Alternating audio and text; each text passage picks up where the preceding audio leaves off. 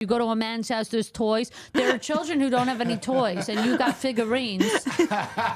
You got figurines when there's kids at Christmas who don't have nothing under the tree. I don't know how this man sleeps at night. But if the figurines are worth a lot on eBay, isn't that just good business? But worth a lot on eBay. Yeah. No, they're not worth a lot on eBay. I just mean, like, could the There's one figurine that's worth a lot, and that's it. A collectible figurine. No, you don't have a collectible figurine. Bap, bap, bap. I believe Robby Hoffman is a once-in-a-lifetime talent. Wow. I believe you're a talent. Wow. I believe you're a big star. Wow. I believe you are what Woody Allen thinks he is. Right. Over here on Or this the podcast, refresh. we don't like Woody Allen. We don't think Woody Allen's funny over here, and I'll say it. I will say this: Gabby didn't know of Woody Allen. Her girlfriend. What is such a pleasure is we do get to watch the movies uninterrupted, without a cloud of anything. She's going, "Oh wow, this is what a rom-com was. This is what 6-year-old men are supposed to be with 16-year-old women but in Diane New York. Keaton and whatever. We didn't go Manhattan. Diane Keaton, who just like can't put a sentence together for some reason when she's 2 feet tall. Vicky Cristina Barcelona, Penelope Cruz. Anything hotter? Yeah, anything hotter than But that crazy bitch. She is. Was she in Magnolia? I think don't she was know. in Magnolia too. Her and Tom Cruise really dated for a while, which we'll get to in a second because I want to know everyone who's secretly gay. It's something you and I tend to like go straight to. But Woody Allen, my thing with it is I don't like men that are just like No, I know. awkward and uncomfortable. And No, like the sad man is over. We're at war. Yeah. Russia, Putin's hand is on the We are button. not at war. Men are at war. China has added Men, America to cart. Chinese men. Uh-huh. A war is, unfortunately, what happens. This is a big thought, but and I don't know. I don't want to eat up too much of your time today because I understand we have bills to pay and everything here. I'm looking around, I'm taking in the assessment, so I understand, but I think it's a very scary time when men are on their cycle. And I try and speak to this to some extent, but really, because women, we get our period once a month. This is something I'm trying to talk to on stage. Some but of I'm not sure. You Some get your of them. period once a month, and you have kind of 1-2 days of psychosis. Yep. I could stab this dude with a pen. Sure. Grow up. Who cares? So Robby Hoffman stabbed you with a pen. Nothing happened to you. You're fine. Grow up, wash it off, put a little ointment, Band-Aid, go on with your day. Nothing's happened to you, okay? Postmates and Neosporin, move on. We kind of have a drip of psychosis every month that keeps us regular, if you think about it. But men, they don't have that. They just have, just holding and never and having then been able to cry their whole life. Blows, no, and even the, and then every 7 years they got to blow shit up. Yeah. Yep. And so we're in their cycle is it's a scary cycle, but it's about every 5 to 7 years from what I'm in my lifetime, what I've put together between 9/11, the economic crash. Yet women we're told that we are crazy. We grow up, that bitch is crazy. Who cares if that bitch is crazy? Yeah. Crazy women might be the safest population in all of society. Well, to me, it's always the most evolved. It's like, so the most the craziest, someone who's like looking through your phone or someone who's asking where you've been, like that 2,000 years ago in the tribe would be the most hyper vigilant person, the most sensitive. So what did you just say? CIA totally. shit. So that would be the one intelligence. So that bitch, the one that today goes through your phone, her ancestors are the ones that everyone's like, what did you just hear? You heard something in the bushes? Let's listen to her. She's intelligence. Yes. She's in the future. She's like hyper empathic and hyper vigilant. And that's now because those skills are obsolete because we live in apartment buildings. Now it's annoying, it's crazy, it's psycho, you're a stalker. It's crazy. So we go, that bitch is crazy. And my whole thing is like, well, who cares? Like, if I'm crazy, if women are crazy, like, what can they do? You're fine. You're safe. Your life goes on. Like, if I'm crazy, I'm 5'5", I have a pen. Yeah. Like, the dude is crazy. He's 6'2", got a fucking tank. Like, what are we talking about when you guys are not crazy, but I wouldn't have to be crazy like this if I knew I had the trump card. Do you know what I'm saying? Like, you guys get to be calm, men get to be calm, cool, and collected because they know they could kill us at any moment. Literally. Literally. So that's exactly it. So they call us crazy when they're certifiably, criminally killing people. Yeah. Crazy. It's the same thing like emotional. Right. Women were emotional. We're emotional. Men will go and base an entire economy on something like a stock market. This is the thing that concerns me the most, and doesn't concern me the most. So about AI and stuff. Everyone's like, they're going to get sentient. They're going to get emotional. Well, men are building them, so no, they're not. Well, do you know what I mean? Yeah. So the robots are just going to be reflections of the people that are building them, and robots are currently building Men robots. are desperate to be destroyed. They want to fight. They need something. I think a part of it is they can't be gay, and the whole thing is like pretend like you can't be gay. You can't be gay. If your whole thing becomes don't be gay, don't be gay. Yeah. Suddenly it's gay again. See, this is interesting. I like that. I also think there's a big when guys like women are crazy. Women are crazy. I realized a couple years ago, you love it. You fucking love it. Of course. You're addicted to adrenaline. You want her to, you want to fight with her. You want to get, like, you love They that love shit. it. The common denominator in all the crazy women you have dated is you. You love that shit. You love the drama. You are want boring. to fight. You've had everything given to you. Yep. It's the poor little rich kid story. It's a poor little rich boy. He's had everything. He's looking for a struggle. Yep. He's looking for this thing, and the struggle is in managing women. I'm gonna fix her. Or I'm gonna save her. connecting with a woman, And it's which gambling. they cannot do. Interesting. They cannot do. Yeah, so it's just this idea is women are crazy. Yeah. Women are emotional. The stock market is like what? A vibe? What is it? Like literally you base the entire economy on like a feel. Like I have a feeling Tesla's going to go up, so let's mortgage the house. Like what's going on, The fellas? men are emotional. Very emotional. And they have high stakes emotion, violence, money. It's high stakes. So when we say, I don't think, we're stuck. Everything is also sportified in a way that it's red team, blue team. Yes. It's Democrat, Republican. It's win or lose war. It's all men. They have to do all or nothing. Yep. House takes all or nothing. Yep. They never deal within the nuance. Nowhere in my life do I not negotiate. Yep. Except in now a huge society thinks like war, there has to be a winner, there has to be a loser. It's like somewhere it's going to be in the middle. But they cannot, it's crazy. They cannot communicate. And here's what I will say that's interesting. And, I like you because I don't think you're like, let me have a hot take for the sake of having a hot take. No. What I like about you is you've got this like feral caller outerness. Yeah. Like you have some inability to be fake, which could come from having so many siblings. I think I'm autistic, likely. Well, What I we was would call it's diagnosed. cultural. It's Well, cultural. But why is telling the truth considered autistic now? Because if you don't have a veneer for life, if you don't have a veneer for politeness, I grew up. It is interesting like this because I came in here asking how much everything costs, and that would have embarrassed me. She went up to high my school. housekeeper that I've had for 17 years and went, "Are you paid well? Are you paid well?" Because she can blink twice, and I can try and help her out. Connect her with my sister's a social worker. There's women's organizations. I don't know. I can try and connect. But this is how trafficking happens. Nobody's asking women how the hell they're doing. Okay. Gabby and I were having we love this little Mexican place near her house, and there's a girl standing there with a car outside. She's standing outside the car. There's a man taking pictures of the car. I said, "She's selling the car. What's going on?" She looks distressed. I said, "Babe, I can't take it anymore." I went out. I said, "Everything good?" She goes, "Oh yeah. Sorry, he's just picking up the car." I said, "Great. Give us a thumbs up, something. Are you being trafficked or if not?" I see a child like with their own, what seems to be their parent, but like they're not, don't look like it's going well. I'm like, "Are you good? That's your dad. We Literally. good?" Yeah. Okay, Yeah. there's not going to be kidnapping in front of me. Not happening. Not Okay. happening. And I don't even particularly like kids, but I'm just like, is everything good here? I just want to move on with my day. I forgot my train of thought. That I'm feral. That you're a feral. Autism. So I was diagnosed as the words change all the time, and I know I'm going to get in trouble. But I was diagnosed with this back in the day, and then I beat it, and then now it's You kind of beat autism. Yeah, beat it. Okay, great. I love Yeah, that. I Okay, can make it eye gets contact curable. now. By the way, because this is the first time hearing of it. Yeah, I cracked it. It's amazing. It's beatable. This is I am what Magic unprecedented. Johnson is to AIDS. I am love to this. autism. Undetectable. Undetectable. You didn't. Oh, you've never detected anything off about me? I haven't. No. It's interesting. No. So here's the thing.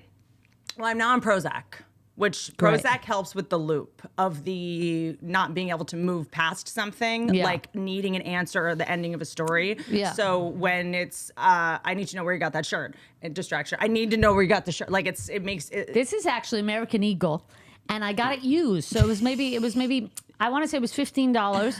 And then I cut all my shirts at the bottom because I buy men's. If any of you are small type women or whatever the hell is going on, I really don't know what's going on here. But I do like men's clothing. I just cut it for $15. I'm not worried, right? People are like, you're ruining. Who cares? This is why I buy used clothing. I'm not worried. But it's interesting that you don't buy the cut the sleeves. No, the sleeves are fine. Huh, You they would really notice that are. the sleeves are fine.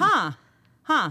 It's guys like long shirts to cover their dick and butt. Well, they're taller than I am. I'm only 5'5". Here's what I like. So I have only recently started dating straight men. I didn't realize I'd been dating gay men. So a guy that I was dating, we were somewhere and a guy had tucked in his shirt, the front and the back, and he like looked over and just went, "Oh man," like was bummed that the guy had tucked in his shirt. And I was like, "Oh, why? Is that like lame?" He's like, "No, like he wears long shirts over his butt and dick because he's like, I don't want anyone other men looking at my dick or butt." Really? The fact that you're thinking about this, you do want them. Like literally any man looking at another man and policing his gayness is gay. Like literally.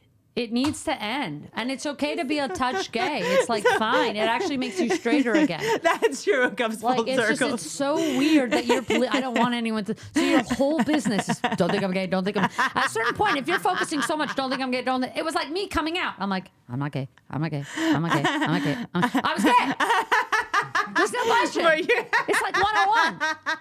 And we just accept this from men in society. What it really was, I saw a butt. I hate that I like it so much. I'm going to wear long shirts to cover my boner when I see a man's butt. Like any man who has a fashion take on any other man or like how people should wear things or not wear things. It's bizarre, man. Yeah. But so straight men. Okay, the autism thing. This is what it is. Recently, people have been like, like I started reading like YouTube comments and stuff and engaging in the comments. And a lot of people are like, "Oh, Whitney's obviously on the spectrum, Asperger's, autism, da-da-da. I got another thing that's like you're autistic." And I'm like, no, I think these days, if you just aren't full of shit, people think you're autistic. And if you don't lie or like call someone out on something, if someone's lying to you. So if you're like, "How are you?" And someone's like, "I'm fine, things are good." And I'm like, "You don't seem good. Are you sure you're good?" They're like, "What do you mean? I'm fine." It's like, "Oh, Whitney, you're being so autistic." We have a veneer of society that's supposed to be upheld. And this is something, as I make my way through the classes, and my goal is obviously to be in this upper echelon of a class of this house. I would love to see the tour. We should do a tour episode of this house for the Patreon or whatever you have. Maybe on my Patreon, we'll do Whitney Cummings. Yeah, listen on your Patreon. But, something that, I went to a rich high school, but I was on subsidy at the school because it was like this Jewish private school that kind of would take some kids, like, the richer kids would pay for whatever. And I had good marks and stuff like this. So I got to good marks. I had the opportunity. I love that you're kind of from the 20s, like out of nowhere. Yeah, maybe that's the Jewish. Do you say commode? No, what is commode? A toilet? No. You call a toilet a toilet? No, it's a bathroom, a washroom, I don't know. Do you say the weed? No. Okay. Just, I don't know. Good marks. I just haven't heard that in a while. Good marks. What do you have? Good grades? Oh, great grades. Good. Fine. Okay. Whatever you need. I did okay in school. Anyway, I went to this really rich school, and I was friends with this group, I had really good friends, like a group of 8 girls. We kind of were like, a little clique, and it was just a good, solid group of friends. But I learned a lot of my manners, so to speak, in these houses, like kind of like middle class, richy type of houses where they put such an emphasis on language like please and thank you. And there's a way to do things. I remember this girl we used to we'll call her Sarah because that's her first name. But she was so massive about manners. I remember she was like in our group. I said, "Hey, could you pass me the salt or whatever it is? We're hanging out." She goes, "Please." I go, "Bitch, I know you."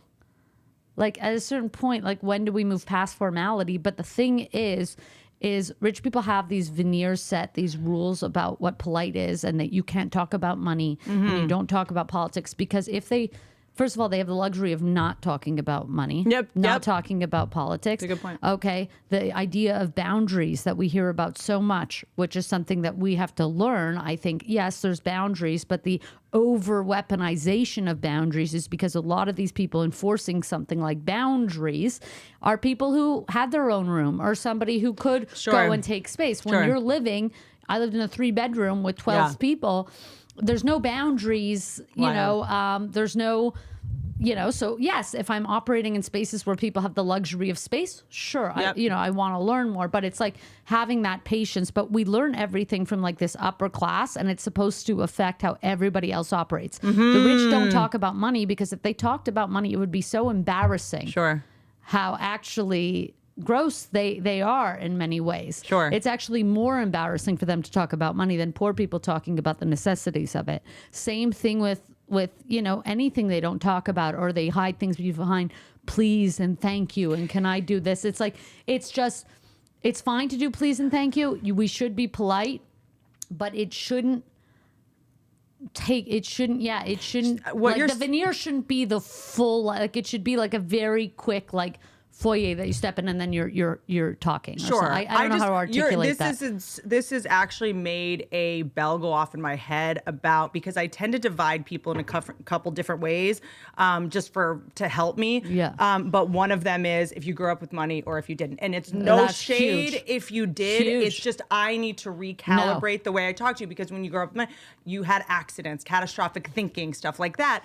So it's like, I was with somebody who had come from money, and it was the biggest problem and why we had to break up, not because, he was like an inherit money or something.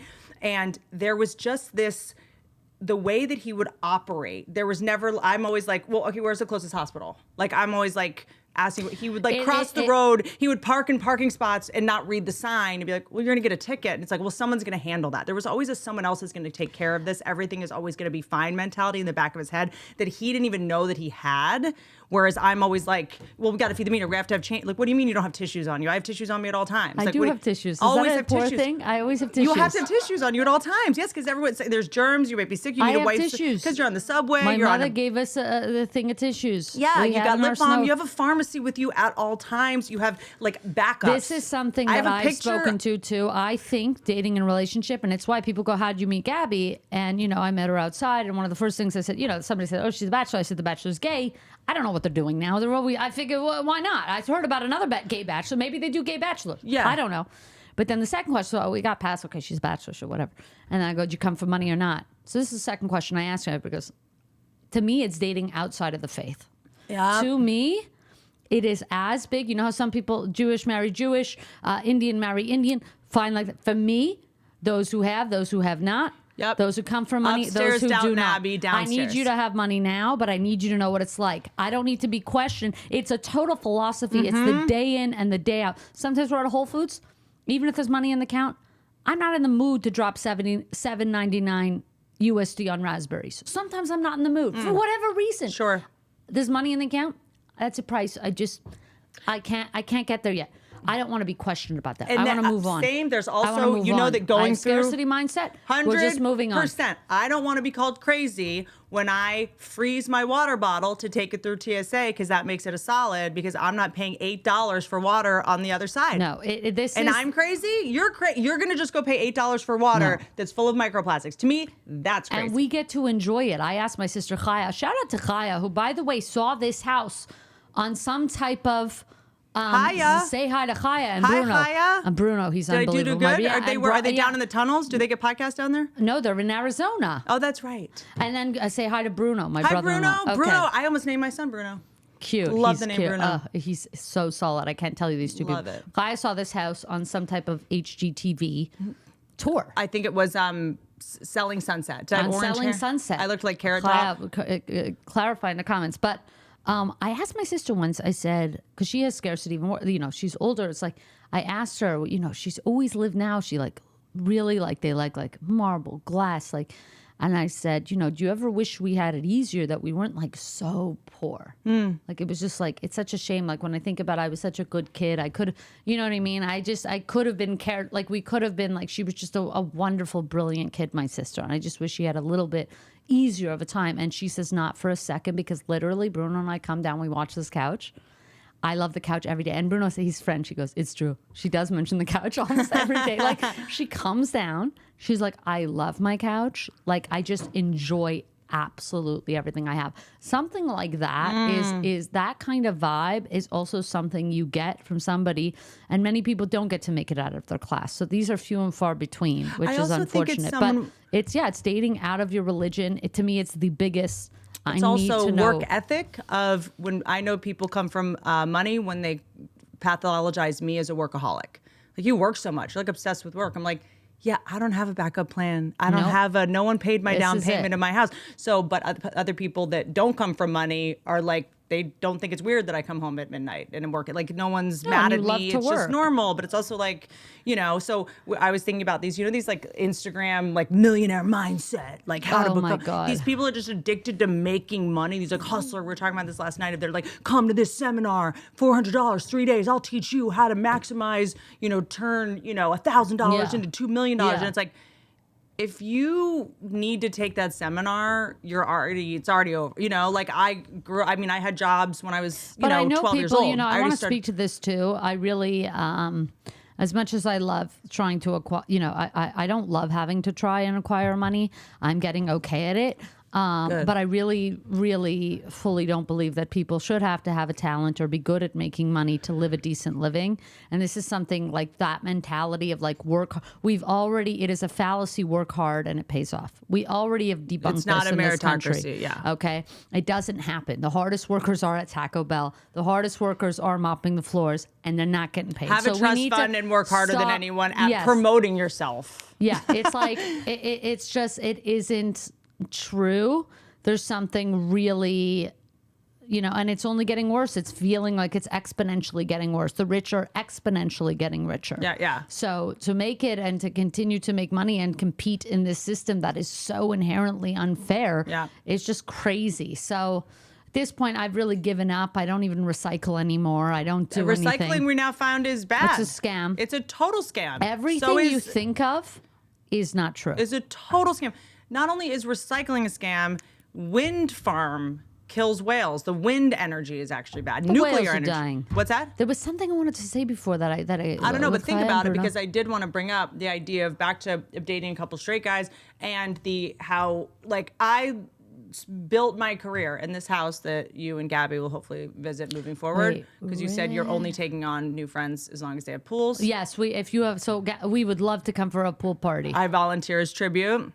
And she was like, we want to come over. Gabby has a really nice body. Looks great in a bathing suit. Gabby looks terrific in a bathing suit. It'd be a shame not to have it in a pool. What's the point of such a body without a pool? Sold. I'll stay in the shade. You won't have to see me. I love it. She comes to visit me. She brings me cold water. She really comes to visit me, and I appreciate that about her.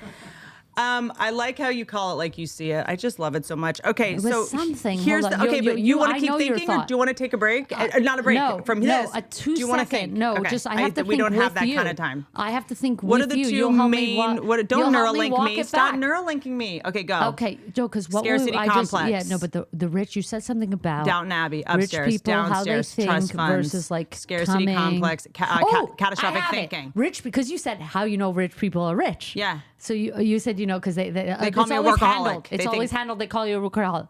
Rich people, when I ask them that question, something like I asked Gabby, like, hey, do you come for money? They always say, grew up comfortable. We were comfortable. We were comfortable. So I know right away, poor people don't say anything like that. They yeah. So they always say, I just love the ways in which their veneerism, how they speak in veneer, and I've been able to decode it. Okay, you grew up rich.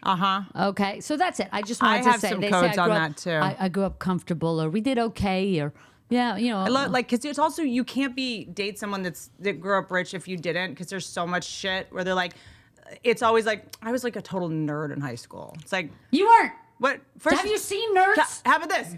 It's always this. It's because I had braces and glasses. You braces? had health care? I'm still. You had, okay? You Smile Direct Club went under business. I got the fake Invisalign. You had Did you hear about braces and eyeglasses? Dude, I got eyeglasses 2 years ago. I've been a millionaire for 5 years. 2 years ago, I got the fake Invisalign brand Smile Direct Club. $2,300. No, I paid clubs an installment. are always a bad news. It went out of business mid-treatment. I don't have new veneers. My teeth are reverting. You get a bounce back email. You send them anything. It's a bounce back email. Wait, you get a mailer Damon? Yes. This is a dentist company. I have a doctor. I thought I had a real dentist attached. No. You didn't. Anyway, so I'm saving up for real Invisalign again. So you had the Invisalign and then you couldn't update the trays. I'm supposed to get a new tray. There I am saying hi. I'm supposed to speak to a doctor Here's again. what's ironic is that emailing with a dentist sounds like a fake dentist, which is weird because it's a fake dentist. I know that, but they legally liable. They did have to attach a real guy. Like I had the name. Yeah. But Dr. Dre, I mean, there's a lot of and they throw that word around a lot. The email goes, by the way, you're not the company's closed. There's no. I go, oh, but the am I irony is, going to real get 1,300 dentists, back? you have to call and wait and be on hold, No, which I know. seems Shout very out to Dr. analog and Grossleib, backward. who is my real dentist now, and hopefully he'll work out a very good deal. I'm bringing Gabby to you, and my sister already goes to you, but I would really like Invisalign through you and proper. And also, by the way, I'm on TV now. I have things close up. Hey, y'all. Did you guys know that 95% of pregnant women are not getting the recommended daily intake of key omega-3s? That is horrifying and actually explains a lot about why so many kids out there are eating Tide Pods. Enter Ritual. Their prenatal contains 350 milligrams of eco-friendly vegan omega DHA in every serving, sourced from algal oil instead of fish. I've been taking, as you guys know, Ritual vitamins for the past maybe like 4 years. And then, so when I got pregnant, it wasn't, a long shot for me to take their prenatal. There's so many prenatals out there, and they're all, I don't know, I found them all very sketchy. And I gagged on a couple of them, and I've then found out that Ritual had prenatals. And then I talked to a neuroscientist about how omegas are the most important part of building the baby's brain. And after a lot of debate, I decided I do want my kid to be smart. At first I was like, why would I want a kid to be smart? Then I'd have to like argue with him and he's going to win. And I'm just like, I don't need them to be like, all conniving. Everyone's like, my kid is so smart. I'm like, good luck with that. I kind of was like, do I want like a dumb kid who just like makes life easy? And then I was like, you know what? I want to set him up to win. I'm going to take Ritual omegas. I'm going to take Ritual prenatals while I'm pregnant because it is rigorously tested, validated by a third party for allergens, microbes, and heavy metals. Ritual works with world-class certification bodies to validate their products. Ritual multivitamins are vegan, non-GMO, project verified, gluten and major allergen-free, certified B Corp, and made traceable. Industry-leading sustainability standards. Ritual uses scientific tools to select lower carbon packaging, prioritize sustainably sourced ingredients, and set ambitious climate goals. Ritual is a female-founded B Corp, meaning they are holding themselves accountable to not just their company's financial health, but also the health of the people on our planet. Why settle for a multivitamin you're not 100% sure about? Ritual was literally built on trust, so you know it's the real deal. Get 25% off your first month for a limited time at ritual.com/Whitney. Start Ritual or add Essential for Women Prenatal to your subscription today. That's ritual.com/Whitney for 25% off. Dude, who's cooler than me? Just sitting here sipping a Liquid Death. I mean, I'm just going to cut the shit. You guys know me, all right? I need so much attention. The amount of attention I need it's truly shocking. Like every day I am more disappointed in my parents because I'm just walking from my car to the coffee shop. I can't, and I'm like, how come no one's looking? Liquid Death, drinking it, having it in your hand, having it with you, make sure that people are looking at you at all times. They're jealous of you. They're impressed by you. They're curious. You seem mysterious. They're not sure if you're like, drinking alcohol during the day or what's going on. But I'm just, again, I'm the kind of person that just cuts the shit. People will think you're better than them. And that's what I want out of my water. You can get a free shipping of people thinking you're better than them. And by way of Liquid Death's mountain water, flavored, sparkling, which I have here. Cherry Obituary is my personal favorite. I mean, this one, it's also the only way I drink water. It's like, water to me, I can't see it through a plastic bottle or even glass. It just looks like spit to me. I don't know what it is, but these cans, they just make me want to drink water. And frankly, Liquid Death is the only reason I'm alive. There's iced tea. I'm obsessed with the iced tea. You can get them on Amazon Prime. Grab a case at your local 7-Eleven, Target, Walmart, Whole Foods, or go to Instacart, or just go to liquiddeath.com/Whitney. That's me, to check out. Check out all their healthy, infinitely recyclable beverages and find your closest retailer. liquiddeath.com/Whitney. That was Liquid Death burp. And so, okay, a couple questions. So something I love so much about you is we share like a Tourette's type approach to conversations and observing things. I was on stage the other night. We were doing the show together, and you were killing me. Oh wow! Thank you. Killing me about how the straightest of straight men are kind of gay. It's crazy. And it's it's really crazy. I think I'm dating my first straight man, and let me tell you why. These are the things that I've never seen a guy really do. And this also plays into, in the beginning of our conversation, how hard it is for women and easy it is for men. I think men's problems are just so much bigger than ours. They're not like, am I going to get murdered or raped walking in my car? My dude, one time, we were going to bed, and he was like, oh, I need to be on this side of the bed. It was like the first time we hung out. And I was like, oh, that's my side of the bed. And he's like, well, this is the closest to the door. And I was like, well, my sleep thing is such a thing, you know? Of course. We got to sleep. And I was like, well, why do you need to sleep? And he's like, well, like if a meteor hits, you know, I need to be able to. No, is this the boyfriend currently? Don't worry about that. No, is it him? Yes. And he's bringing up meteorites in bed? No, I swear. No, I'm just saying men have to go like, if a meteor hits. No, they don't. They're making up. You're letting him you're enabling, you're infantilizing this man. You cannot talk about space, dinosaurs, anything like this. No, past 7. You have till 7. Get out all your dinosaur. Get out all your galaxies and this and that. No. Superhero Thor. No, I will not infantilize a grown-up. You're afraid of meteors? Get out of my $1 million house. Go into a bunker. Put your money where your mouth is, because I'm not enabling this. I'm just not. It's just, I don't know how you believe this. You're an intelligent person, and he's bringing you down to a level, and it's offensive. It's offensive. I'm not talking about a meteorite hitting this mansion in fucking the hills. So what is? I would call the police. If somebody, no, I would. This is nothing. Until we defund, this is my use of the police. I mean, I don't know what else to say to you. Okay, so what percentage of men do you think they think they're straight but are secretly gay? Because I say this, when I see women in these situations where like this guy wants to be in an open relationship or this guy is like, cheating on me with other women, I think that the more women a man sleeps with, the gayer he is. Because if you're straight, you want to be in a relationship. You want to have sex every single day. You get to be around a woman all the time. Whereas these guys that are like the fuck boys, they're like, I'm gonna fuck all these chicks. They're just hanging out with their guy friends talking about sex, which is gay. The whole thing is gay. Here, any way you look at it, it's gay. Yeah. This is the issue. So as soon as they explain that they're a second from being gay, it's like some people are a paycheck from being homeless. Everybody's a second from being gay. This is the issue. As soon as you accept it, you're kind of not gay anymore. Yeah.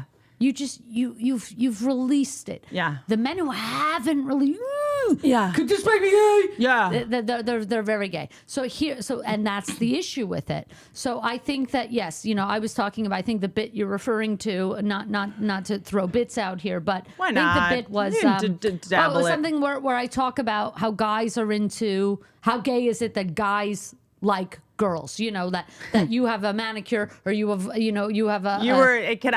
highlights in your hair, or you have a pretty top on, and I'm they wearing like a high frilly heels. pink, they like, yeah. There was a girl in the audience with her husband, and the woman had a very intense manicure. She had like a shiny red, a long manicure. And I said, you like this shiny cherry red manicure? And he said, yeah. I said, what are you, fucking gay? Like, what do you like so girly shit? You want my eyelids to be blue? You're gay. You're gay. You want my eyelashes to be longer? So you want to be with a drag queen, basically. The least gay thing you could say is I'm gay and I move on. It's like the gayest thing. The queerest thing a queer girl could do right now is have a boyfriend. That's where we're at in society. Okay. Queer girls with the boyfriends. The queerest thing you could do is actually be a queer girl with a boyfriend now. The gayest thing, the straightest thing you could do is know you're gay and have a girlfriend. That's what men need to get to, and then we can relax. They're not talking about meteor. They're not talking about this anymore. They're talking about shared ideas and feelings and thoughts. They're not anymore talking about Star Wars or toys. You go to a man's house, there's toys. There are children who don't have any toys, and you got figurines. You got figurines when there's kids at Christmas who don't have nothing under the tree. I don't know how this man sleeps at night. But if the figurines are worth a lot on eBay, isn't that just good business? Well, worth a lot on eBay. Yeah. No, they're not worth a lot on eBay. I just mean, like, could the figurines... one figurine that's worth a lot, and that's it. A collectible figurine. No, you don't have a collectible figurine. It's worth nothing, and you know what? It's not getting you laid. It's actually a liability. A woman with kids would be very into that. I could only date a man with toys at this point. I have a son. Yeah, but you. It'll but do you save me want money. him playing with the toys. It'll save me money. Okay, this guy talking about meteor. What happened to a man? You know what? My grandfather said it best. Rest in peace, Zadie, Nathan Lutovsky, wonderful Canadian artist. If you want to check him out. My grandfather. My parents grew up ultra Orthodox, very religious. And he was my grandfather was kind of a secular Jew post the war where they were just trying to have a business. He had a butcher shop. Okay. And just trying to get away from religion and everything else and kind of just try and make it, make a living. And he kind of was able to do that. And my mom started becoming religious and she was having kids after kids. I think he said, I'm my mother's seventh child and my mother had 10 kids by 30. She had me at 27 and I'm her seventh. So he was trying to it was a lot of money. He was he was trying to stop her and he came to New York to visit the family and they went to synagogue and the women are sitting on one side and then there's a wall and then the men. And he had to sit with my father. He didn't get to sit with his daughter, my mother. And he was trying to reason with my father and say why separate the women? Why take away the best part? Yeah. You don't want to sit with your wife? Yeah. Why remove the best part? He goes, I go, because I stayed with my grandfather later on at the end of high school. I really wanted to do well in school. And I said, Zadie, my house is could I sleep in your apartment? Please, I'll be neat. I'll do whatever. But I really think school could be a ticket for me. And he really believed in me and was very, very, and I stayed with him. And I noticed that the phone always rang and it was from my grandmother. Mm-hmm. And he always had to pick up the phone and he would give it to Lil. I said, Zadie, the phone is never for you. Do you have any friends? And he said, friends? Friends is for kids. He said, friends, when you're a little boy, you have friends. And then at 15, 16, somebody tells you women will start to talk to you. You get a girl. So you wear a clean shirt. You borrow your cousin's car. You take a girl out. And then you have a wife and a brother. I go, what if you don't have a brother? He goes, you have a brother and you have your wife like that. There's no friends. He goes, my friends, it's Lil's friends, whoever her friends' husbands were who he was friendly with. But he wouldn't even say my friend. But dudes are all like, bro, weekend. Dude, it's so gay. It's Bros weekend. My grandfather lived in a room that was literally floral. The bedding matched the curtains. It was pink floor. Uh-huh. He never even considered. He lived in a woman. As soon as you could get to women, you got to them and you stayed there. There was no question for him. And that's the other thing that when guys are, I'm single, never gonna get married, don't commit. I'm like, but there's something so straight about wanting to live in a home decorated by a woman. That's it.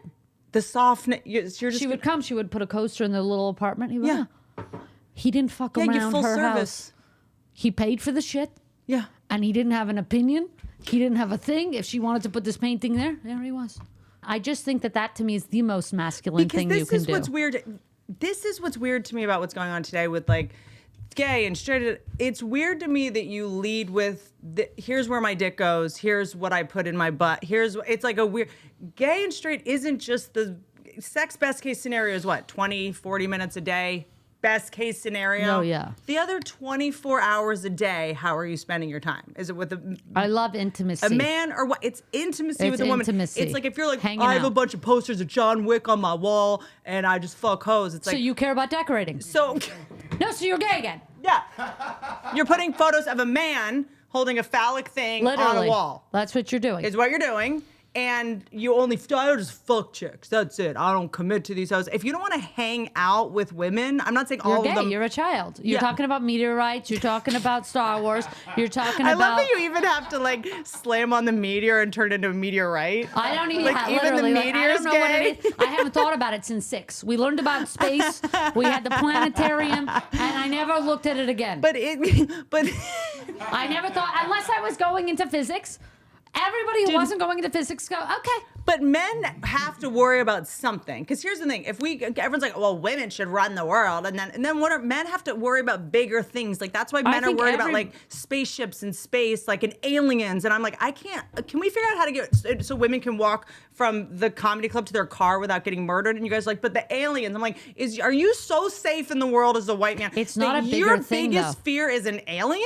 Do you know that they think that they're looking at bigger things, but they're actually looking at smaller things? Going inside oneself it's infinite. It's like going into a molecule. There's infinity outwardly, The universe is expansive, but there's also infinity inward. They're only looking at this, looking and understanding yourself and your feelings and your emotions and the operation of how people operate so that women can walk to their cars. That is that is expanding, but it's expanding inwards.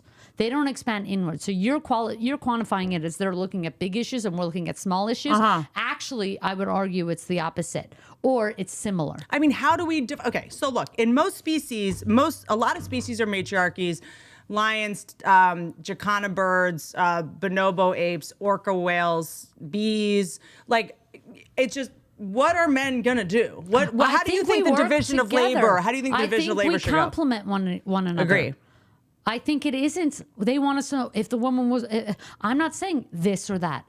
I'm not binary. I'm not saying win, lose, red team, blue team. Totally. You know, I'm not saying that. I'm saying, you know, I have a joke too where it's like, listen, men are at the helm of all these institutions, whether it's the economy, whether it's war. And war, obviously, it's tragic. But if there's anything I've learned about men historically and them at the helm of things and them as leaders of things is I have no doubt, especially with this war, that they will come to a reasonable and decent conclusion soon. I have no doubt that all the male leaders are going to communicate effectively, come to a non-violent solution that takes into account everybody's feelings and considerations. No, they just don't. Yeah. So I'm arguing that we can have more sharing of it. I think we're really far gone in a lot of these systems. I think we're in kind of palliative phases for some of these. I think capitalism, palliative, like really like somebody at the end of its life. Okay. I think like we're really at, Roman Empire. like we've let them go so far. Like the environment. Like, you know, they keep telling us if we don't stop now, you know, so like I'm pretty sure a lot of the systems that we have. Who's telling us what non-binary are they? Them? Is that how they identify? But basically, all of the world is not doing great. I don't know if it ever was doing great, but I will say that I don't know if it's, you know, I feel like, you know, maybe I'm a pessimist, but I feel like it's, you know, it's not going to get better. It'll only get worse. You know, that's why I think gay men, you know, it's like the stuff I joke about, but it's like gay men are very like you know, gay men are fun. And I think as a lesbian, I'm funny. I'm not fun. They're not as fun with straight women. Yeah. Assuming I'm straight. I don't know. You'll tell me. But well, you are straight. Yeah, I agree. I think so. I know so. Yeah, but gay men have now become meaner to women than they've been mean. Straight men. Yeah. No, they've been mean. Yeah.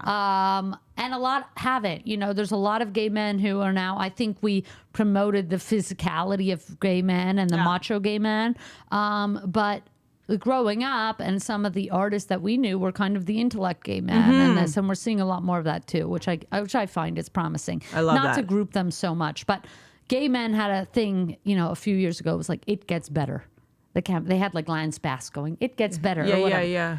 And I'm going, it gets worse. Yeah. What are you talking about? It literally gets worse. Like, it gets, you know, if you're in the closet, depending where you live, maybe stay there. I don't know. I don't know if you're safe to come out in Wyoming. I don't know. But then it's also like, it's just like, it gets better. What? And then you come out as gay and then you have to go date men.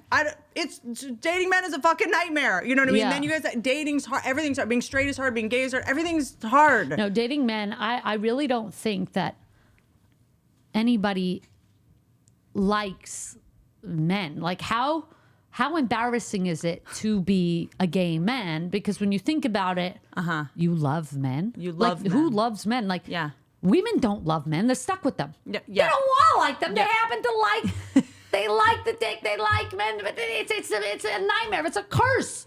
It's the option is a pussy or a man's personality. Those are my choices. Literally. And pussy's a hard one. And pussy's tough. It's a tough one. It's a messy, so gooey. It's not for everyone. For very few people. If you don't like oysters, if you don't like olives, there's a lot. It's not for everyone. If you don't like a fermented, so far back. It's far back. It's so much further back than you think it is. Every time. No, exactly. And I have to say, you're really not. If you're not, it's so gay, close to a butthole. If you're not gay, you could more easily fuck a dude. If you're not gay, you can't easily fuck a woman. Like I think it's easier to be a maybe gay guy. Like I think dick is just cleaner. It's neater. It's more direct. Yeah. It's more, you know. You can also have sex with a man without making eye contact. Like, I think that's kind of like the main way to do it. Being a lesbian is serious. It's not for the faint of heart. No, it's Just harrowing. serious. Bone-chilling shit. And I know the that, number of voice memos alone on a daily basis. you know what, that you had, I will say this because you talked about dating women briefly, and they were all horrible experiences. I would really chalk that up not to you dating women, but to you not being a lesbian. So you think that when I was dating women, I was just trying to like women because you love them. It is so worth it to be a lesbian. I can't tell you how like amazing I just like it is. I'm in the greatest, like I can't tell you, like, because I'm into the sex part of it, which is really the rarest. But are you into hot girls only? I'm into Gabby only. Interesting. Good answer. Yeah. Smart. No, you're not gonna. I don't take no bait. See, that's how I know you're not a man. You could be interested because of that. Was such a smart answer. Thrilled about it. And we get to hang out like high school girls, and it's just that's what it was. And fun. I think just unbelievable. I did the same thing with the girl that I think I did with guys before recently, which is I would love someone that I didn't like. Like, I didn't like the hang. It's mostly the hang. Right. The hang is. Do you know what I mean? The intimate hang, the cuddling, the kissing. We wake up kissing. We do the Wordle and the crossword and the coffee. It literally is. We have pain, like, because I travel out and we travel, like, it really is such a pleasure for us to be together. Did you ever date guys? I had sex 3 times with a man. I kind of did. They were more like slave, they did things for me. I realized it was kind of shitty to guys, and I realized, I wasn't You're straight. a guy. I'm a guy. Because I'm so kind to women. Like you told me about him giving you grief about which side of the bed he wants to sleep on. I'm just remembering, Gabby's falling asleep on the couch. I take her by the hand. I walk her into bed. I go, I close down the house. That's what I do, because I love to kind of wipe down the counters. I like to wake up to a clean kitchen, because I always thinking, if you're poor out there, and this is a tip. I still never know if I'm going to be or not. But when I was really, really poor, I always kept neat. And even though I lived in an apartment the size of this room, I thought, well, if I don't clutter, if I don't keep a lot of junk, and I just like make my bed and I'm neat, like, I feel richer. Because I always grew up watching like rap videos and stuff. Like, you see Usher getting up and it's like white towels and it's white and it's clean. He's washing his face.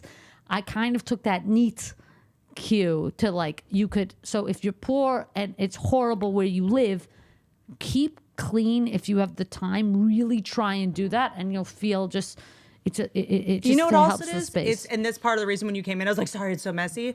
It's also like when you have so little, you take pride in taking care of your stuff. We're so neat now. And I also don't like the thing of having stuff everywhere, because that mentality is, someone else is going to handle cleaning it up. Why does your podcast studio look hyper cluttered when it looks nothing like your life? Because the podcast studio is kind of my hippocampus, and the rest of the house is like who I aspire to be. Like, I really don't do well with a lot of distractions and a lot of clutter, because the podcast is just like chaos, stream of consciousness. And I love that. I wanted to keep it in like a childlike way, to be like, we're here to play. We're here to do comedy. That. I don't like people shoot comedy podcasts in the back. Looks like they're on fucking CNN or some shit. I'm like, we're already expected to like be doctors now and like be right about things and not be able to joke about anything. I just want to remind people, like, I'm an idiot. I'm a clown. Yeah. And we're in like a schizophrenic person's storage unit right now. Love it. And this is all stuff that like fans made or stuff from my past or some shit like that. Did you ever see the movie Weird Science? No. This is based on the kitchen from Weird Science. It's kind of a whole thing.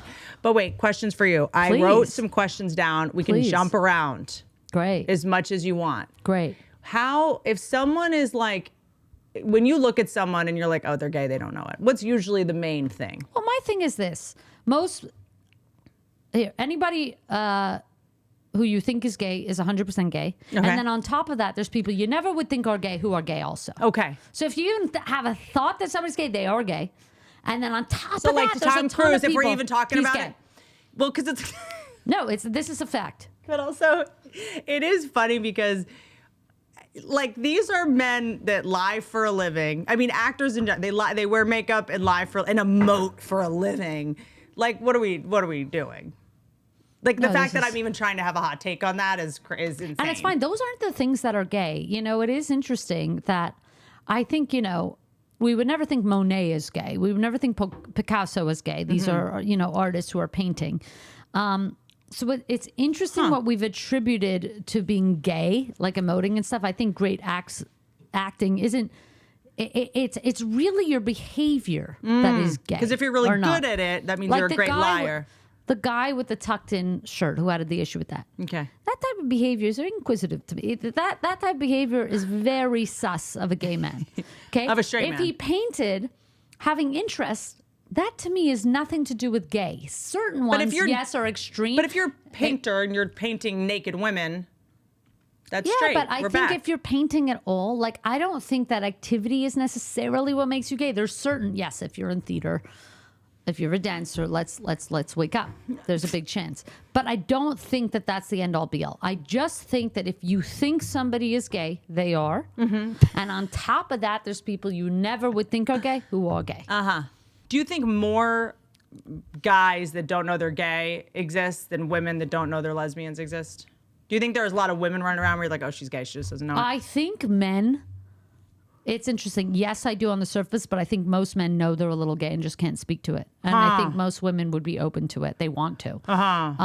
So I think they might know. I think there's less secrecy on the women's side. I also think with gay, it's gay is tricky with dudes because it's kind of like if you're in the gym all day getting buff, that could be the straightest thing or the gayest thing. No, it's the dumbest thing. I think to... But don't you want... somebody who just can quantify and count things, and I do this thing this many times to do this thing, is just like wasting away. Like, I can't imagine... I'm so opposite to like, I don't know. It's like when I watch golfers and they don't make the shot, I'm like, this is what you do all day and you still didn't make the shot. Like it's so embarrassing in a way that I can't imagine. Yet I still watch. Yet I still watch.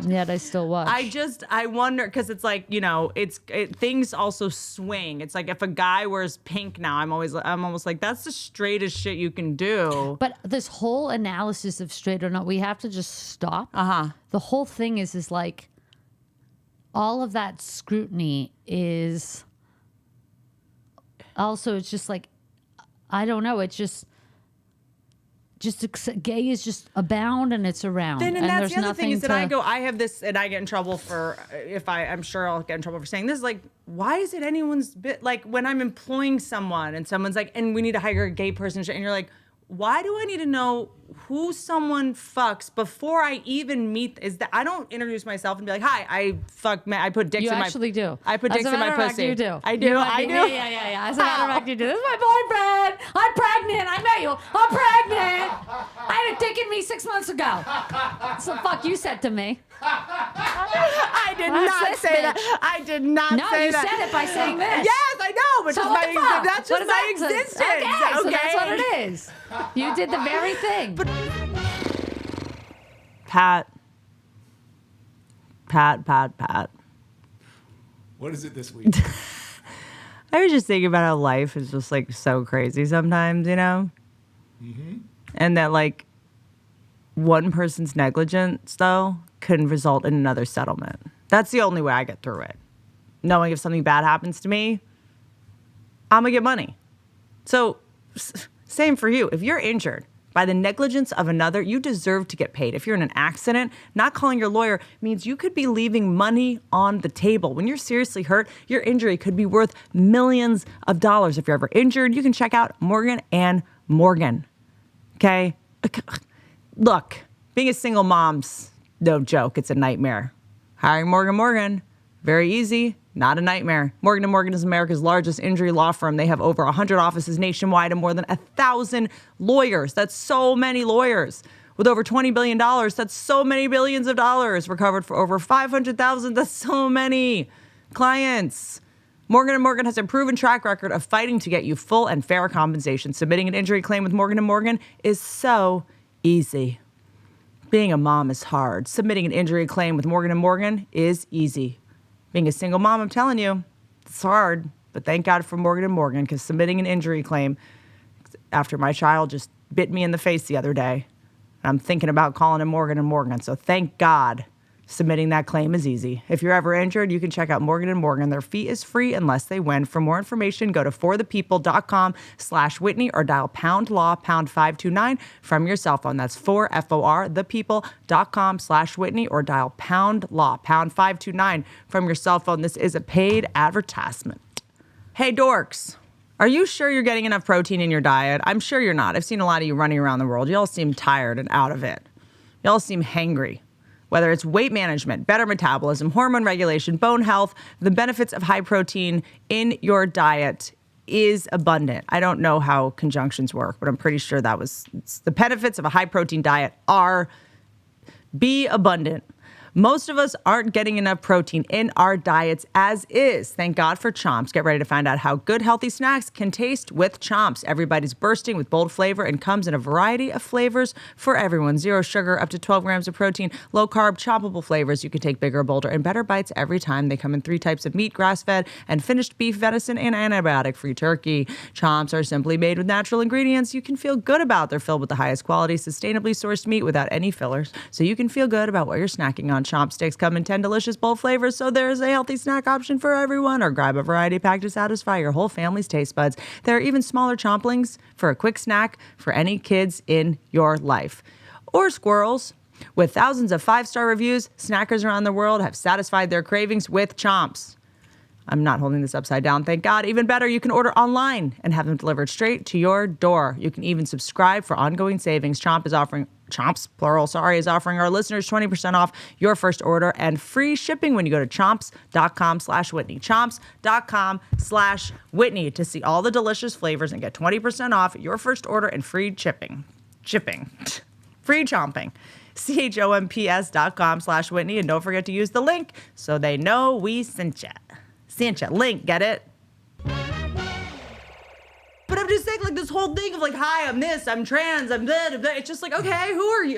Is that the only? Is that the most important part of us as human beings? And I'm not asking. I'm asking everyone, for myself also, because the answer might be yes. As someone that identifies as a love addict. Well, here's the thing: all of these things, you've taken the bait.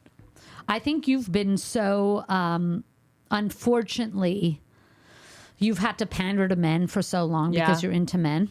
And it's actually also I just live for my dad's approval. How intellectual you are, how really smart you are. It's something that is diminished in front of the presence of men. I see it sometimes more obviously with some women. I see some women who really demean themselves in front of men. They act baby-like, or they giggle, or this type of behavior. And it doesn't exist in women-only spaces necessarily. You don't have it obviously nearly. I see only hints of it because you date men. But what I will say is you take the bait a lot of some of these hot button issues, the trans conversation or the AI or all this, which are real conversations. But I really almost, when somebody asks me what I think about those things and why is this the only thing we're talking about, it's because it's done on purpose. In the male sports world, where one side wins and one side, we need... For me, just as we earlier in the podcast, we broke up the population to the people who were born with money and those who didn't. Either you come from money or you don't. I break the population into the poor and the rich, and that's it. Same thing. That to me is so much more Republican interesting. and Democrat is really almost the same thing. There's such negligible differences between the two that it's, to me, still about the rich stealing from the poor. How do they do this? By distracting us. That's correct. By making huge issues of relatively small issues. I'm not saying these aren't conversations to be had. Yeah. I understand that one oppression is not necessarily greater than the other. They're all related. But I think it's time to get our priorities straight. Of course. I think we need to prioritize. There's no other part of my life that I don't prioritize. Whether it's my date, I gotta pay my water bill. All right? So here, now settling in society, we don't prioritize. Right. So for me, when you're going, why is that the most important thing? Because it's been done on purpose, so we're not talking about less glitzy issues like food insecurity and jobs. These are things that are not as glitzy, right? News should be boring. It really hasn't been boring in a long time because everything is capitalized and everything is monetized. So CNN needs to draw on, Fox needs to draw on, and these kind of cultural, personal things get people up in a tizzy. And that's what keeps the conversation going. It's very boring to talk about kids who are starving. Yeah. It's more interesting to talk about the 7 kids who are transitioning. Sure. 7 in my opinion, mostly probably rich kids. I really almost never care what the rich are doing, and I try not to get emboldened by what they're fighting for, because I'm always fighting them. Sure. I think their big plan, and not in a necessarily like not in an orchestrated way, but accidentally this has been the current, is to divide us with these issues. It's like when people yell about something like this, they go, well, because people are going to let their kids transition, and then when the kids grow up, some of them will regret it. And I go, great. Well, if that's been the whole point. If you have a kid in this country, you can kind of do whatever you want to it. Yeah. I really don't care what rich parents do with their kids anymore. Some, great. I think some transitions work out. Some might regret whatever. But if you really cared about kids, you would care that most kids are hungry. You would care, their parents in this country can basically do anything they want to their kids. If you cared about kids, you would talk about the fact that so many kids are pre-exposed to diabetes because they eat fast food every day, because that's cheaper than having whole foods, or that Mountain Dew is cheaper than water in many places. Water, yeah. If you really, there's rich parents who let their kids ski. Go on a mountain on 2 sticks. I mean, what kind of a crazy... And they're going to get a genital mutilation surgery from their ski. I think these are conversations to have, but I think you asking why everybody cares about them is because you took the bait and you continue to talk about them too. We all perpetuate these conversations, sure, and it's done purposely so that we're not talking about the not as glitzy things, which we really should put our heads together and talk about. Yeah. It's not to not talk about healthcare and other issues, but let's really talk about the thing that affects most people, which is poverty. But that's not my expertise. Just in terms of the last special I did, talking about trans in my last special. What did you talk about? The trans stuff, I only talked about, it was this is some rich person shit. It's not just some rich person shit. I know, it's more nuanced than that. Of course. Somebody asked me if I'm trans, and I said, well, something's off. I'll tell you something. Something's not right. Okay. Yeah. I don't really know how to explain. I don't want to explain. It's a different experience. I'm having a different experience than you. I'm having a different experience. It's not that much different. It's just, we're all people. But, so I don't think it's just a rich thing. I think it's just not as big. It's like in the small circles, it should be a conversation. Let's talk about it, because there's, I think, just more nuance to all of this stuff. It takes up more of the, first of all, you're a comic. You're going to talk about what's relevant and the conversations that are happening. But it's exhausting. I mean, it's an exhausting conversation that I don't even know how we got to it. But to me, it's just sort of like, it's odd to me and just so deeply perverted of us as humans that it's what we lead with are what holes we like. To me, it's just like there's that when I interview somebody, it's not like, are you gay? Are you straight? Who do you fuck? It's like, I always want to know, did you play on a sports team? Are you up? But that's also, and I'm only playing advocate here. You read as a straight woman. Yeah. People know who you're fucking. I have a different experience. People are inquisitive about what the hell is happening with my love life. They have often straight women flirtatious with me, different things like this. There's a different, if you're read as the norm, there's so much that you just know somebody's, he's a dude. It's inherent. You don't even ask it. Somebody like me walks in, there is a curiosity because it's a little bit different. It's a little bit different. I have this joke about, I performed when COVID was happening. I went to Georgia. And they were open in Georgia because I realized, because they said with COVID, if you don't have, something wrong with you, I forget what it said. If you're not pre-existing, I don't remember existing condition. If you're condition. not overweight and if you're young, you can kind of survive this thing. So I said, I'm in the 1% of COVID. I'm going out. Yeah. So I did it 6 weeks in. I think I did COVID 6 weeks. I never got a K95, and nobody sent me a mask. Right. I had the pillowcase. It was terrible. Okay. I think they came out 2 years ago that the pillowcase gave you twice as much a chance of getting the shit. I've had COVID 16 times. It's insane. Well, putting on the mask made you get COVID on your face and your eyeballs. They said you take an old pillowcase. Yeah. I literally, March 13th, I remember I didn't have toilet. I had nothing doing at my house. I remember I got home. I was supposed to do the improv. I was so excited. I was so nervous to cancel my spot because I'm starting to newly get into clubs. Yeah. And I'm like, oh my God, should I be canceling my spot? But they're not going to book me again, this and that. I was getting in my head. And scarcity and all that stuff. But then I was like, oh, they canceled it. Thank God. But anyway, you go to Georgia where there is no COVID. And I walk in. There's a little, and I'm not in Atlanta. I'm like north, whatever. And I kind of go into this corner store where we ended up getting all the milk, whatever, all the food items was at this little like corner store. And I would walk in and people, they just don't see me like that anymore. It's nothing bad. It's nothing good. It's just, they know everybody in the neighborhood typically. It's like a small town. And they don't know me. And I also look different. It is weird to them that I'm gay. You could tell just a little bit. You're walking in, I kind of always look gay. It is weird to them that I'm gay. But I would argue, and this is what I would argue, that it's almost weirder if I wasn't gay. What if you met me and you found out I wasn't gay? How weird would that be? That would be even worse. If I was like, this is my boyfriend, Michael.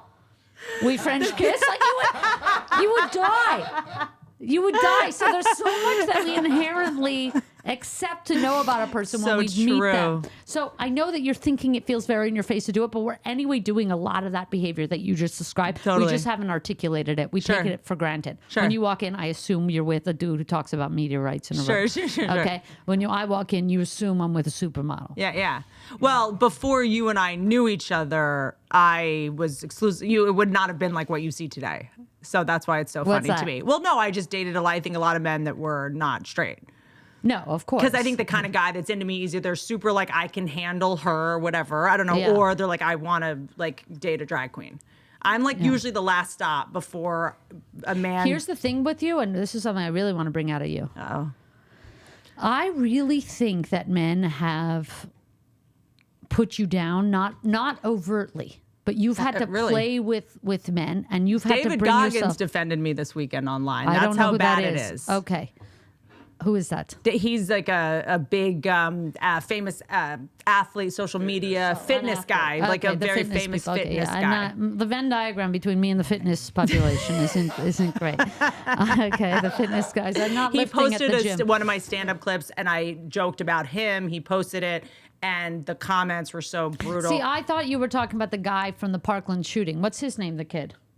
Parkland shooting. The school shooting Venn diagram is not so good. See, I know who you're thinking of, though. I'm looking at his face. Yeah, the kid. Okay, so it's not that guy. No. Different guy. No.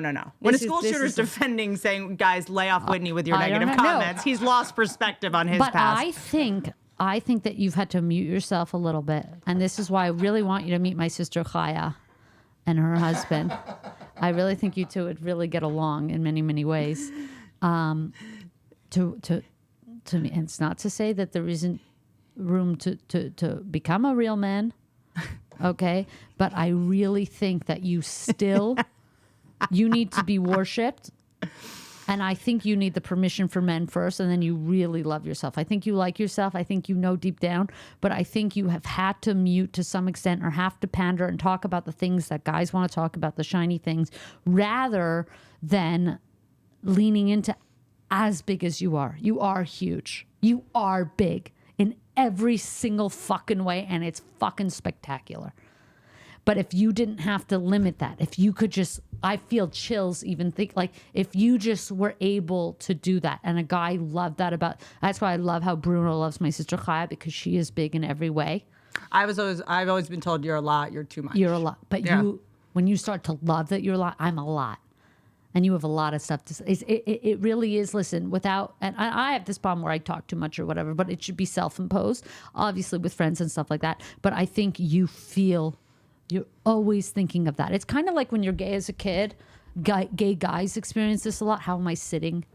Gay guys who are gay as kids, they're very aware of not being gay, or so it's another layer of life that you really just don't need. And I think with some of the guys you date you still have to pander to make them feel like men. They don't feel like men on their own. It's part of your job now. Not only does this man get to be a man, okay, but now you have to help him be a man. It's ridiculous. Something to know about me. I have a lot of opinions. Many are wrong. Okay? I hope, but I think that somebody who is madly into you, like you are into them, and you don't have to coddle them in a way that makes them, because you have the house, you have the money, whatever. Yeah, you damn right I do. Mm-hmm. But you also need a man who's totally, oh my God. Like, I really see that a little bit around you, because you've had to do that. Like, that is the career, and it's something we all have to do to some extent. But this is, and like, I might cry if I talk about it. I think that I've been a little paralyzed about this over the past, and to say it out loud is kind of weird and embarrassing, but like it's very embarrassing actually, that YouTube is predominantly male. And it's always in the back of my head. Like it's always in the back of my head when I'm shooting podcasts. You're like, well, this is, just don't say it that way. Say it this way. Don't say it this way. And you know I what think mean? that's the next, like, listen, we're always Which growing, is like, is that good business or is that super self-destructive and like a sick inner listen, monologue? we're always learning, and we're always, here's the whole thing. Like, I always think it takes a life to know a life. Like, let's say, God willing, I get 120 years, even if I only had 95. I think I would need all those 95 years to have figured out the life. I think the purpose of one life is just like literally to figure out the life, or that's one of the purposes. Like just to figure out. I think by the end, if I ever get to my death, wow, I figured it. Like I understood myself. Yep. And I think I think there's some of that. I don't know. I really think that the male thing, there was something I wanted to say about male YouTube. YouTube being predominantly male. Well, because when you're someone that's like has made yourself available for public consumption, you're like, I'm an emotional stripper or whatever it is that we do, or like I'm and I think there's a point where you go, okay, we're in a male-dominated business, which is also weird to me that comedy is like a guy's thing because it's such a traditionally, stereotypically female art. You're going on. Women you're have only been a part of society for like 100 years, so they've had thousands of years. So it's like we're doing all this, and we're doing record. It's like men kept women out of, and I hate doing like this, but because men kept women out of learning for so long. For instance, a lot of men's power. Some is countries just to still deny, does. Yeah, it is just like denying access. It's kind of like when white people kept black people out of golf. It's like they're going to get in and they're going to dominate. Yeah. Okay? Yes. Anybody you keep out of something. By the way, the guy from Hootie and the Blowfish, they kept black people out of country music, and then he comes in #1 hit. I mean, it's crazy. It's wild. People who are in power but insecure about their power keep other people out. Of course. And I think that as soon as women had access to learning, we're actually really good at it. We're like, it's super easy. Yeah. We took over universities like in 2 seconds, literally the past like 50, 60 years. So, or 70 years. Which is, we're very new in all of when this. people say that and men start to get all excited, I'm like, male lions sleep 22 hours a day. Yeah. Like, I'm happy to do a little bit more of the work. Like, it's not like I think men see it as like women are going to take over society. It's like, no, just let us do more. By the way, you do. Look what you've done. Let you do the work. By the way, let me like I don't. You know what? There's something I get away with, and a privilege of mine is I think masculinity is very respected. I think masculinity is respected as a mask or whatever the hell I am. I, as a mass lesbian, I have more respect. I notice that I'm treated better than my feminine presenting counterparts, feminine stand-up comedians and stuff like that. Yeah. Okay.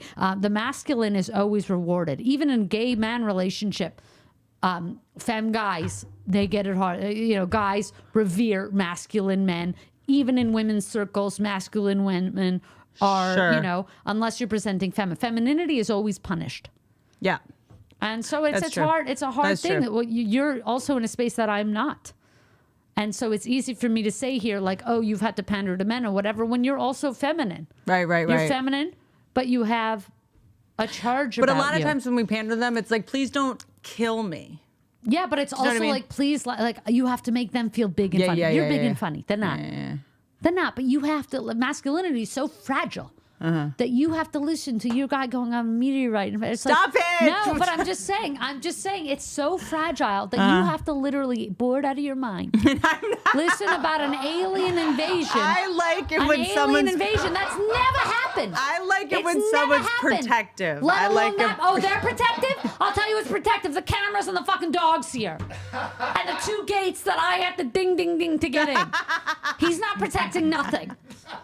I'm doing a speed round of questions because I slept with a hammer the other night. We can talk about this forever. Just quick questions that I want to ask you. Do you have any recurring dreams? I always flights, travel, different things. I have I'm diagnosed with I have PTSD. I have the most muted form of PTSD. There's kind of 3 PTSDs. I have the PTSD that's just like a film on your life Basically, there's one that is the one we know from movies. Like if you had war or rape or one really bad thing, you can have PTSD flashbacks. Sure. There's complex PTSD. I think it's called complex PTSD, which is often like with bipolar or schizophrenia, very impossible. I think it's uncurable. I don't know. Okay. But it's the worst form. And then there's one that's more moderate, but it's a film on your life. It's almost like an Instagram filter. Sure. Where because I had an unstable early childhood, I'm just triggered by life now. So an email. It's small things. But one of the symptoms of PTSD generally is dreams, nightmares. So I do have a lot of dreams and nightmares. They're not as bad. And do you believe that dreams and nightmares isn't it our subconscious way of preparing ourselves for catastrophe? No, I think I have PTSD. Yeah, I think some people don't have it. But I mean, do you think that your dreams are about preparing yourself for the worst? You know what? It's just they're always, I wouldn't even say, here's the thing with my dreams. First of all, I never wake up and I go, huh, that was lovely. Yeah, that went well. Strange. I never wake up and I'm like, that went well. Yeah, it's not even the worst either. Nobody was killed, but I'm like, it was just weird. What's he doing there? Mm-hmm. Like, it's just, I'm unsettled. Mm-hmm. I've just finally gone off using sleeping pills and birth control. And I sleep great. Awesome. Great. Yeah. You go deep in. And I need 8-9 hours, but I do dream. Yeah, because I wasn't having dreams or nightmares, and now that I'm having both of them again, things are better. Like I think we're designed to remember them and go into delta waves, and so many people are on sleeping pills and antidepressants. I'm not telling you to go off anything. Sleep is to thank God gave me sleep. Hot take of yours that nobody agrees with. Like mine, I'll just put myself out there. I think if I listened to them more, I'd like them more. But to me, the Beatles sounds like children's music. Oh, yeah. No, the Beatles is Taylor Swift. If you don't like Taylor Swift, do not tell me you like the Beatles. Simple, good songs. These are simple, good songs. They go, Taylor Swift's music is for kids. I want to hold your hand. What's that for? Yeah. Simple, good songs. Yep. Taylor's magic is that she's just making a million simple, good songs. That's what the Beatles did. Yep. And they're both... I love Taylor. I got into Taylor in the pandemic. Yep. The new album, I'm still searching, fine-tooth combing. You know what I love about this new album? But still I have not simple, heard good. all of the new album yet. I'm just moving slowly on it. But I've had a lot of people come out of the woodwork and be like, I miss you. I'm sorry about that and I'm like, this new Taylor Swift album, I think, is making people think about like their mistakes in the past. Is that the theme of it? Yeah, she's very... I'm getting a lot of apologies out of nowhere. I am sick of the sexism in that the Beatles are the greatest and then you don't like Taylor. Shut up. I don't... Simple, good songs. The Beatles were like the NSYNC of their day. We all live in a yellow sun. Is that the Beatles? I actually think that it was better post Yoko. Listen, my popular opinion, my unpopular opinion on this is I don't think music... We have too much of it. I think we're good on music. I don't know. I don't think we need a ton. Like, it's not the kind of thing you need so much more of it. We definitely have enough. I think we could do 10 new songs a year. I think it should be a competition that if you had, and I don't want to have to find the good song. It should be like we're having too much music. It's too much music. It's too much music. Like, I gotta Shazam a song. You know how much I have to catch up on? Like, there's so much. It's like same with shows. Let's stop making TV shows for like 5 years. We're good. And we have enough. We've got it. So I kind of think also music is just in general, like the idea that musicians are like they have like security and they're like better than us when they're just like la la la, and you're like, okay, easy, buddy. Like, it's music. It's enough already. It's enough music, and you know what? Spotify in general is a hard app to use. I don't love the app. Their video service doesn't really work great. I was trying to watch Rogan on Spotify because he moved there. I'm happy they're back on YouTube. Yeah. But it's like, I don't know how to watch a video on this thing. Yep. It's just, my unpopular take, too much music. And the other one is the Amazon interface. If you work at Amazon, Prime, it's out of control trying to watch TV on Prime. I don't know who's making their interface there. But it's like been out for years and years, and it should just look like Netflix at this point. Well, it is a TV service. No, but it's like suddenly your toilet paper is there with a new episode of like... Well, that's it. We're making television for a grocery store. It's crazy. And they give us notes. It's crazy. How do I overcome negative thoughts in my head? I have a hot take on that. Medication, see somebody. Sometimes negative thoughts are true. Yeah, no, they are. And I think sometimes they serve a purpose. I know, like, if you have debilitating anxiety, obviously that's like, you know, it's a nightmare, PTSD, which you like suffer from. It's a condition. But like this whole thing where no one should ever have anxiety or ever have negative thoughts. Exactly. Sometimes it motivates Yeah, us. you have to learn to manage it. Like me knowing, okay, I have this kind of PTSD. That's why. So now I'm aware of it, and you can manage it better. It's like I grew up without a father, and this is something I tell my little sister. Ooh. You know, not having a parent. Something is really off when you don't have a parent. Like me growing up without a father, it's as if you've been dropped as a child. It really, something is fundamentally really wrong when you don't have a parent for a reason that maybe for whatever reason he couldn't be in my life or he isn't or whatever. You've been dropped if you came into the world and then, you know, and he leaves or for whatever reason. It is not something I've ever gotten over. It's not something I will get over. But knowing that I don't have to get over it is helpful. Knowing that this heartbreak, this loss, it becomes more manageable as you can become aware of it. There was this pressure some years ago. There was different ways you could go about it, like, oh, just move on and stuff like that. I think the pressure of having to move on is very difficult. I think it more so is like a diabetic.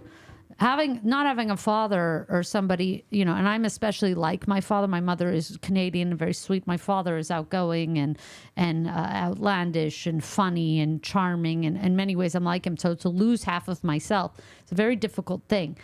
I almost equate it to having a physical illness, like a diabetic who manages their insulin levels, you know, sugar levels, all of this.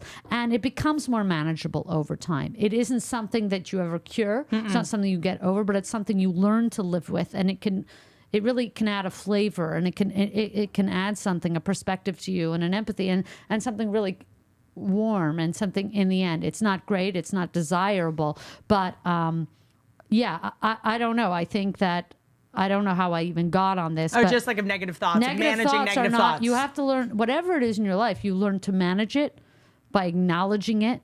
Don't force past it. Oh, get over it. Sometimes it's very difficult. Sit with them, get through them.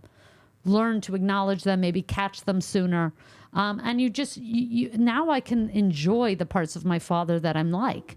Like he liked old, you know, like cars. I enjoy an old car. Like I get to have a relationship with him in the ways that I am like him. Because and he comes totally through you. Enjoying that there was no pressure to get over. I don't have to get over. And in fact, I can enjoy him. That's in a way through myself and the ways that I am like him, even though he cannot be a part of my life. So I think don't worry about getting so past the negative thoughts. Just think about feeling them. You're going to have them. Start to recognize as soon as you can, and eventually you'll learn to manage them better. It really helped me when this like trauma therapist person said, become friends with your anxiety, become friends with your like the negative thoughts and stuff, because they are there to help you. They are trying to help you in some way. Yeah, sometimes. Or, you know, or they're trying to warn you, or they're trying to protect you, or there's some, you know, just being sometimes I just think the world is really unfair. Like I am not somebody who thinks that everything is like for a reason and whatever. Yeah. I think it's just like sometimes we're at the mercy of the systems that we grow up in. Yeah. And a lot of that I blame, you know, people who started these systems, and men don't choose to be born men either. So I really don't know where blame is, if anywhere. But yes, I agree that sometimes negative thoughts can be helpful. A lot of times they just suck. A lot of times they just suck. Just sucks. But And when that you just deny sucks. something, you make it bigger. Yeah, in a way. yeah. You know? But learning to acknowledge it and hopefully work with it and better manage things over time. I think everything is just about better management if you can. And then also here's the other thing. I'm also at the point where I'm like, I feel a little over therapized. I feel a little bit like course. I've been doing this for 15 years and I'm constantly like, now I need to improve this about myself. Now I need you to don't prove need this. to do anything. You're perfect the way you are. I'm kind of at a point where I'm like, I think this might be as good as it gets. By the way, you're perfect. Everybody is unless you're like criminal. Like you're really great just the way you are. And that seems like so like small and obvious to say, but really it is so true. But it's hard to just go, you know what? A lot of the pathologizing I've received from people of, you're afraid of intimacy. And I'm like, I've got to go to therapy. I'm afraid of intimacy. And I was like, no, I was just afraid of intimacy. I just didn't want intimacy with you. Like I let people, I'm not going to say the word gaslight, but I kind of let people pathologize me to serve their purposes. And it's good for you to know that. You like the pathology. Now you're anti it. It's also good. We want to improve ourselves. I want to be You the don't best. have to. If this was where we ended up for the rest of your life, then great. This might be if you want to improve, terrific. I'm in these 12-step meetings. I get in these 12-step Zoom meetings. I saw this 65-year-old woman on this 12-step meeting, and she was like, I'm really working on my patience. And I want to be like, bitch, you're 65. You should be shoplifting right now. Yeah. It's no more improving yourself. Go live your life. Go fucking party. Like, go do your thing. You can do whatever you want. I don't want to spend the rest of my life trying to improve until I die. Well, you probably will. And you know what? Now you're going to have a big mirror because you have your son. And I think, in any relationship, let alone a child or a loved one, it's a mirror into your own stuff and how you operate. And there's going to be a lot of negotiation in that. And some of the ways you operate might not work in conjunction with somebody else. Sure. So, I love that you don't want to, but I think that you're on the brink of like a huge amount of it. I am, but I think it's like when it's something that's self-sabotaging, it was always I'm improving so that one day I can be a good mother. Do you know what I mean? And I'll improve so that I can make sure I'm a good mother and I'm not an asshole and I'm not going to let my insecurities, because insecure people can be dangerous and whatever. But it's like, I know enough at this point. Now it's time to just fucking do it. It's like people that still have personal trainers after 10 years. I'm like, you don't know the moves yet? No, I know. You just have to go do it. You know what to do. No, you don't I need know. someone to hold your hand through I this. do want to work out, though. There's a certain point where you need it, and there's a certain point where you got to just want it. Your podcast, I did want to talk about, but I really appreciate y'all's dynamic is so frustrating and funny. Thank you. It is so hard sometimes and so enjoyable. Thank you. At the same time. I don't know. Too far with Rachel and Robby. I would consider us colleagues. Okay. I listened to it and I'm like, I am so unclear. I would consider us colleagues. If they get along, if they don't, I don't know how they know. You know what? I am so comfortable not to get along with people I work. Here's the whole thing. I was born in a team. I was born with 9 people, with siblings. I am comfortable I respect to that. live in a house with people I disagree with. This is something that's actually unique to my generation, because most people, if they can't, so true. If they disagree with you, they're done. My brother calls me. My brother Schneier. Shout out to my brother Schneier. Happy birthday, Schneier. It's his birthday today. Happy birthday, Schneier. Your anniversary is their birthday. I know, and he's going to be so happy. He calls Gabby Toots. This guy calls, and he calls me, and he goes, they're doing a Pride at the mall. He's a security guard at the mall in Canada where he works, okay? Great. So he does security. So he goes, they have me doing Pride. I said, well, you're not doing Pride. You're working the event. It's very cold where he works, so they have Pride indoors at the mall. I said, so... they're not asking you to take your shirt off and march in the Pride Parade. You work the events. Although wearing a security uniform is very Pride. Right, exactly. But you kind of do anything that they do. And he goes, these gay people and just, the gay agenda. I don't care for these gay people. I said, well, I'm gay. You're talking to a gay person. He goes, well, not you. You're my flesh and blood, not you. Like, he's unable. And I have people who go to me, how do you still talk to a brother like that? I go, in my family, there's no cutting off. Yeah. Like, even if I wanted to cut him off, he'd still call. Yeah. Like, so he would respect the cutoff. Like, I'm cutting you off. He's like, what? I'm your flesh and blood. You're going to cut me off. I am so comfortable to disagree with you and live amicably. To me, I'm actually so comfortable. Disagreeing with someone used to be called an interesting conversation. Right. Now it's like, you don't agree with me, you're trash, you're garbage. I think we overcorrected and we're getting back. Yeah, I think so a little bit. I think everything is, there was somebody really wise who said this, and I forget who said it. It's a quote of a quote, but every correction is an overcorrection. Interesting. Yeah. No way to prove it, but I like it. Sounds good. No, somebody really famous years ago said, typically every correction is an overcorrection, and we're seeing a lot of overcorrection. I like something that sounds good, that's impossible to prove, but it's probably true. It feels true. Yeah, it feels like pendulums have to swing for them to land somewhere. Yeah, like my brain gets to, like last night we went and saw that movie Civil War, and I want to see it, but it's too violent, I heard. I don't love violence. It's pretty violent, but not, it's fake. It's not, it's actors pretending. I'm like a cat. I'm easily spooked. Yeah, it's all fake. It's all actors and makeup. That's the good news. No, I know, but just the loud sounds is not fake. It's a real loud sound. It's actually the most... my autism is showing. Yes. Actually, the most stunning, I think, and I know. gripping part of it 824. is actually the absence of sound. There's Alex Garland uses I'm going to see it. You sold me that. Dearth of sound. You said something so that's but a sell. I have a lot of thoughts about it. Okay, so we'll speak after. the thoughts after. We just saw that tennis movie, Challengers. Oh, people love it. Sexy. Sad or sexy? Wear a panty liner. Oh, really? Yes, you're going to want to throw on a liner. Panty liner. You're going to want to throw on a liner. Panty liner. This goes. You want to throw I on don't a throw liner. one on. Yeah. I wish I had grabbed one. I'm telling you In right what now. It's just world? sexy. In what movie. world? Sexy. A panty Throw liner. one on, slap one on, You and go can't see do the that. movie. It's like you can't do it with a thong. You can't wear a panty liner They with have a thong. panty liners. Do we? Go get them. Yes, they do. No, they Grab don't. There goes our Shark Tank convention. You know what? I would take an overnight pad if I had one. Throw it on, slap it on. You know, the one I'm that gonna borrow goes to one the of my top son's of the diapers. asshole. That's it. Just the one that goes to the top. I'm not a tennis guy though. It's like, Oh, we get it. Oh yeah, it's about the tennis. The Go tennis, watch the it's like the movie. Beatles you of tell sports. me it's about the tennis. It's like saying sports is about sports and not gays. You think guys want to see all? They're watching the ball to go here to there. Oh, that's what we're watching. No, they're Have you ever watched guys watch sports for guys is literally male soap opera. They know everything about these kids. They're like, this guy comes from this school. He's going to a broken family. Nothing. It's they know it's a male soap opera. Soap operas, yet men hate soap operas. And they go, oh, those are so gay. We've just taken away the fake red herring of the sports and we've just gone to the drama. For them, men are watching sports because of the drama of the and sports. then it's also, they've memorized their bodies. They're like, he had an ACL tear, but he's healed back and his elbow is actually way better now because he had hurt his elbow. He used to play on this team, but now he's facing off him. They're arch nemesis. They're going to tackle. Well, then it goes back to they're still about kids. The football. It's Cardinal. It's birds versus dolphins. Who's going to win in a fight between 3 wolves and 1 bear? And what they're saying is who's going to top who? Who's bottoming? Yeah. Who's taking it in But the we don't ass? want to take sports away. What would they do? Well, they have I think sports. there's a Everything is sports. We're not taking away. There's a catharsis through it. You know, everything has become sports. Politics is sports. true. Red versus green. Everything is sportified. Did you think politics is red versus green? Red versus blue. But I like this. But I like that. It was like the Green Party's gotten bigger. No, good for the Green Party.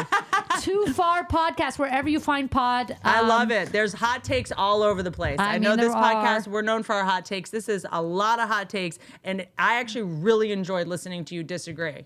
Okay, well, yeah, there's not much, anyway. I like it when someone's not scared. They're not, neither of you are scared of the other person. No. It's not, you're not listening to 2 women try to get along, which I think is a lot of who's podcasts getting along? These days. Yeah, I don't like listening I'm not here to get along. I don't like listening to people pretend to get along. No. It's exhausting. Too Far pod. If this comes out before, when does this come out? Probably next week. May 7th. There might be a few tickets to see me for the Netflix special. Oh, Other nice. than that, follow Where are you me for shooting nudes. I'm not shooting a special. I wish. The Netflix. I only did 10 minutes. I shot a mini set, Netflix verified. Go check it out. Red Bar loves it. Many people do love it. I had the guy from what's the show from one of what's the show with Mandy Moore? Anyway, the guy loves my thing. Hold on. Where the guy was, they had an adopted brother who was black, and it was back in time. Yes, the black man loves me there, and I love him. Fuck, he's gorgeous. The black guy from the Mandy Moore show.